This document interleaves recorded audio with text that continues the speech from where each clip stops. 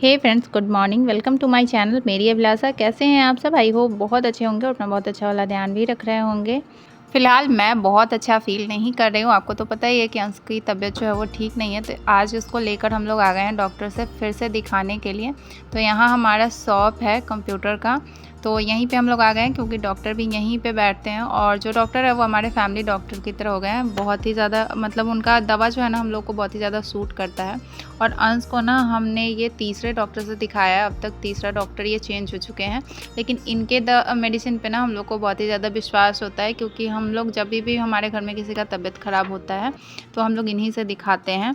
और कोई बोल रहे थे ना कि सीवी कुमार से दिखाने के लिए, तो पहले ना बच्चे का तबीयत ख़राब होता था किसी का भी तो हम लोग सीवी कुमार के पास ही जाते थे, लेकिन जब से हमने इनसे दिखाया है ना और इनका मेडिसिन जब से बच्चों को सूट किया है ना तब से हम यहीं पे दिखा रहे हैं।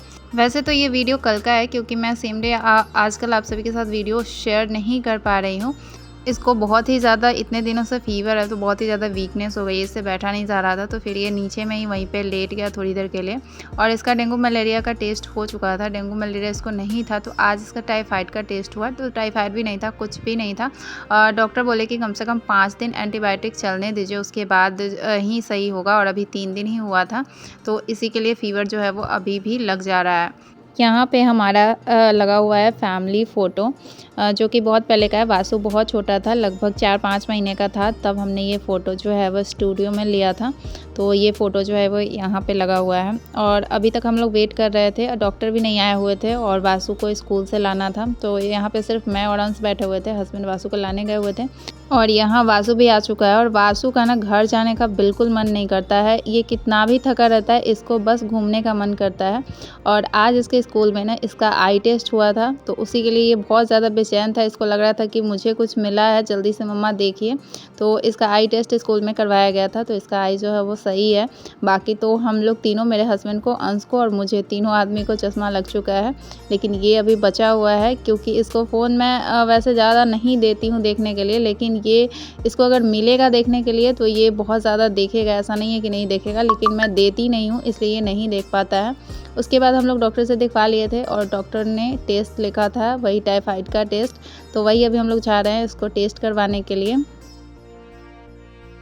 यहाँ पे पहले तो ये बहुत ही ज़्यादा हँस रहा था, लेकिन इसको डर बहुत ज़्यादा लग रहा था। सच बताऊँ तो मुझे भी ना इंजेक्शन से बहुत ज़्यादा डर लगता है, और शादी से पहले ना मुझे जब जब से मतलब मेरा याददाश्त सही हुआ है, मुझे कभी इंजेक्शन नहीं लगा था शादी से पहले तक। और जैसे मेरी शादी हुई, मेरी इतनी तबीयत ख़राब रहने लगी कि मुझे लगता है कि मैंने शायद 100 इंजेक्शन ले लिए होंगे अभी तक।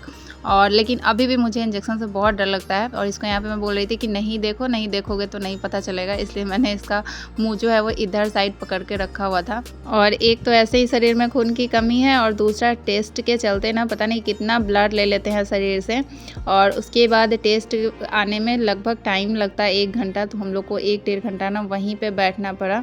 और 1-1.5 घंटा बैठने में ना मन इतना परेशान हो रहा था, बहुत ही ज़्यादा, बिल्कुल बैठने का मन नहीं कर रहा था। और आपको पता है इस तरीके में ना मुझे भी ऐसा फ़ील होने लगता है ना जैसे मैं भी बहुत ही ज़्यादा बीमार हूँ, मुझे लगेगा कि मेरे शरीर में कोई अब जान नहीं बचा हुआ है और मेरे से कोई काम नहीं होगा। वैसे मैं लगभग इसी तरीके से हमेशा रहती हूँ, लेकिन मैं अपने आप को बहुत ही ज़्यादा संभाल के रखती हूँ कि नहीं, मैं बहुत ही ज़्यादा सही हूँ और मुझे बहुत कुछ करना है। लेकिन फ़िलहाल मैं इतना लो फ़ील कर रही हूँ ना कि मैं लाख खुद को अभी समझा के भी ना फिर से मतलब बहुत ज़्यादा काम या फिर बहुत ज़्यादा पढ़ाई में नहीं कर पा रही हूँ, बस इन्हीं सब में मैं लगी रह जा रही हूँ। और कभी-कभी लाइफ में जो फ़ेज़ होता है ना बहुत ही ज़्यादा परेशान करने वाला, उसमें ना मन करता है कि कोई आए और हिम्मत दे, बोले कि नहीं चलो सब ठीक हो जाएगा, थोड़ा-सा वक़्त लगेगा, सब सही हो जाएगा। और ये फ़ील होता है कि कोई आके बोले, लेकिन जब नहीं कोई बोलता है तो वही मन थोड़ा-सा परेशान-सा हो जाता है। यहाँ पे वासु ने खोला है यहाँ पे पेंट, कंप्यूटर में पेंट करने के लिए। और मैंने ना शादी के बाद फर्स्ट टाइम कंप्यूटर देखा था। मैं कंप्यूटर डीसीए का मैंने कोर्स किया है शादी के बाद, तो सबसे फर्स्ट डे जब मैं गई थी ना तो कंप्यूटर क्लास में सबसे पहले यही सिखाया गया था, पेंट। और उसमें कुछ-कुछ जो सिखाया गया था कॉपी पेस्ट करके फूल वगैरह बनाना। और जब मैं फर्स्ट टाइम बनाई थी ना तो मैं बहुत ही ज़्यादा खुश हो गई थी। और मैं इतने दिन बाद कंप्यूटर मतलब मैंने सामने से देखा था, और वासु को देखे कि अब भी सही मतलब इतना छोटा बच्चा है और अभी से ही पेंट जो है वो कर लेता है, पेंट खोल लेता है, पेंट वगैरह डाल लेता है, कलर वगैरह चूज़ कर लेता है, शेप वगैरह चूज़ कर लेता है। उसके बाद जो है वो मैं घर आ गई थी। घर आने के बाद बच्चों को सुलाया, लेट हो गया था आने में ही, 1 बज गए थे। तो बच्चों को सुलाया, थोड़ा सा मैंने भी रेस्ट किया और उसके बाद मैं यहाँ पे बैठ गई पढ़ाई करने के लिए। तो जैसा कि कोई सब्जेक्ट तो मैं पढ़ नहीं पा रही हूँ, किसी सब्जेक्ट पे भी बिल्कुल फोकस नहीं कर रही हूँ, लेकिन मैथ मैं इसलिए नहीं छोड़ रही हूँ कि मैथ में पीछे हो जाऊँगी तो फिर बहुत ही ज़्यादा प्रॉब्लम हो जाएगी। और सबसे ज़्यादा अगर नंबर ऑफ़ क्वेश्चन जो है वो मेरे एग्ज़ाम में रहने वाले हैं तो वो मैथ्स के ही रहने वाले हैं। तो मैथ्स प्रैक्टिस करना बहुत इम्पॉर्टेंट है मेरे लिए। और क्या है ना कि बाकी सब्जेक्ट जो है उसको आप एमसीक्यू के थ्रू भी तैयारी कर सकते हैं। यूट्यूब से कुछ क्वेश्चन सॉल्व कर लिया या टॉपिक वाइज क्वेश्चन देख लिया तो उस तरीके से भी आपकी प्रिपरेशन हो जाएगी। लेकिन मैथ एक ऐसी सब्जेक्ट है जिसमें आपको बहुत ही ज़्यादा प्रैक्टिस की ज़रूरत पड़ेगी। तो अगर आपने प्रैक्टिस छोड़ दिया, मैथ को आप नहीं छोड़ सकते किसी भी चीज़ के भरोसे, उसमें आपको प्रैक्टिस करना ही पड़ेगा। आपको पता है जब हम कोई काम करते हैं, कोई चीज़ करते हैं, बहुत ही ज़्यादा परेशान होने वाली भी काम अगर होती है और अगर कोई आके आपकी तारीफ़ कर देता है ना या बोल देता है कि नहीं तुम बहुत अच्छा कर रही हो, तो अच्छा फ़ील होता है। आप फिर कितना भी परेशान रहते हैं ना तो उस चीज़ को आप कोशिश करते हैं कि कर ले कि नहीं चलो लोग को भी अच्छा लग रहा है। लेकिन आप वो चीज़ें कर रहे हैं, आप अच्छा कर रहे हैं, लेकिन फिर भी आपको बार-बार अगर नेगेटिव चीज़ें सुनने को मिलती है ना तो फिर आपका मन बहुत ही ज़्यादा परेशान हो जाता है। फिर ना उस काम को नहीं करने का इच्छा होता है। आपको पता है इसीलिए ना किसी को भी नेगेटिव कभी भी नहीं बोलना चाहिए। अगर कोई नेगेटिव पर्सन भी है ना, अगर उसको आप बार-बार पॉजिटिव चीज़ें बोलेंगे ना तो उसका माइंड जो है वो नेगेटिव पर्सन का भी माइंड जो है वो पॉजिटिव में चेंज हो जाएगा। लेकिन अगर आप बार-बार उसको नेगेटिव बोलते हैं ना तो वो चीज़ें नेगेटिव वे में ही चली जाती है और उसकी ज़िंदगी में और भी ज़्यादा नेगेटिविटी फैल जाती है। इसलिए किसी को भी ना बहुत ज़्यादा नेगेटिव नहीं बोलना चाहिए, क्योंकि आपको पता है कोई भी इंसान या कोई भी ना बुरा नहीं होता है। कभी-कभी सिचुएशन ऐसी हो जाती है ना कि उसमें आदमी बुरा बन जाता है, नहीं तो कोई भी इंसान जो है वो बुरा नहीं होता है। वो अपने फैमिली के लिए या जो भी जिसके लिए भी वो प्यारा है उसके लिए वो सही ही होता है।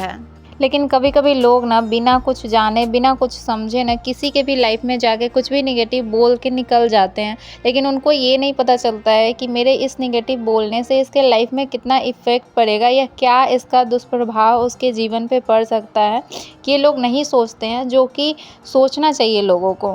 खैर छोड़िए, लोगों को नहीं समझ में आता है, लोग जैसे हैं वैसे ही रहेंगे। आप पूरे दुनिया को चेंज नहीं कर सकते हैं, इसलिए बहुत बेहतर होता है कि हम खुद को ही चेंज कर ले, अपने ऊपर काम करें, लोगों से थोड़ा मतलब ही कम कर दें। जो भी मेरे बारे में नेगेटिव बोल रहे हैं ना उनसे थोड़ा मतलब ही कम कर दें। क्योंकि आप अक्सर देखेंगे कि जब भी आप बहुत ही ज़्यादा डीमोटिवेट होते हैं या बहुत ही ज़्यादा आप परेशान होते हैं ना, आपको बहुत कम ऐसे लोग मिलेंगे जो आपको हिम्मत देंगे कि नहीं तुम सही कर रही हो या तुम्हारे लाइफ में ठीक हो जाएगा, थोड़ा सा ये कर लो, बर्दाश्त कर लो। अधिकांशतः लोग मिलेंगे ना जो आपको बहुत ही ज़्यादा और परेशान करेंगे और आपको और भी ज़्यादा कुएँ में धकेलने का काम करेंगे।